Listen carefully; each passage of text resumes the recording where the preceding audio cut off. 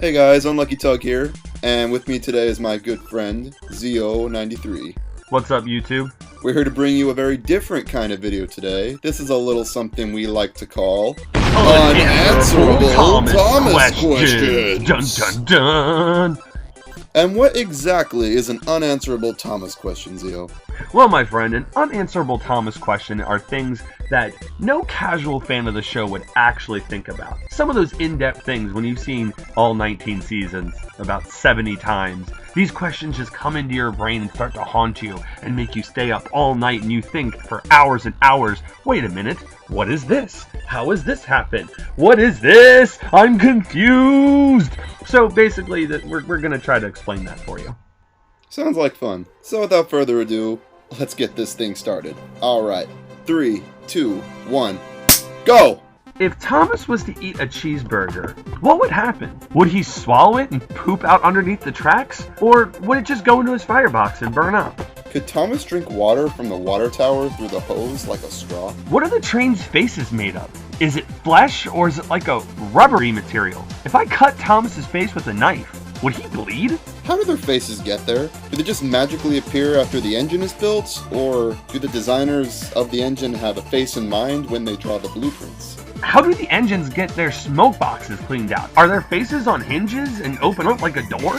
Why are the faces gray of all colors? Why do some characters have actual faces while others are meshed into their bodies like Annie, Clarabelle, and Harold? If Annie and Clarabelle and the slip coach's faces are a part of their bodies, why isn't Henrietta's? What's the point of Henrietta's rear platform where her face is now? People can't get into her at that end because her face is just blocking where the door would have been, rendering that platform absolutely pointless. If Henrietta or any coach were to open their mouth really wide, could a person crawl through their mouth into the coach? If not, how far into the mouth can one reach before they hit the wall? Actually, Nick, I'm glad you bring that up because there's an interesting theory about that. Oh. See, if I were to climb through Annie's mouth, I actually pop out of Clarabelle's mouth. Oh. So just imagine Annie and Clarabelle are side by side. If I were to crawl through Annie's mouth and go through a good bit, my head and upper torso would be out of Clarabelle's mouth, but my legs and feet would be still dangling out of Annie's.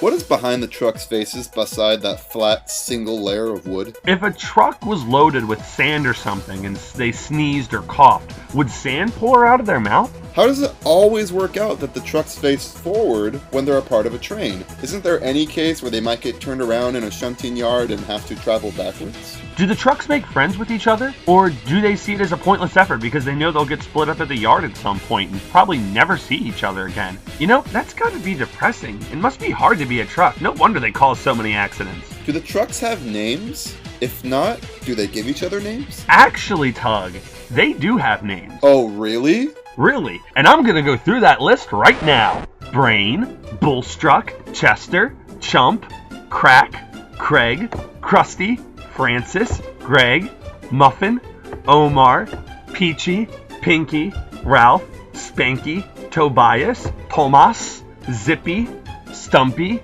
Randall, Dolan, Doogie, Slappy, and Ivan. How are some things on Sodor alive and some things aren't? Like, why is Cranky alive, but the Big Mickey crane isn't?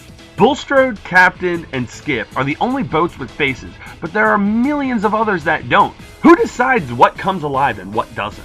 Where do Skip's wheels go when he's waterbound? Do they just fall off? What is Sailor John's last name? Pankowski. Oh, wait, really? Yeah. Oh. What are the Duke and Duchess's names? Actually, their names are Duke and Duchess, respectively. They were actually dogs, and then the small railway engines from the hills turned them into humans. See, Marion wasn't crazy. They were magic. Oh.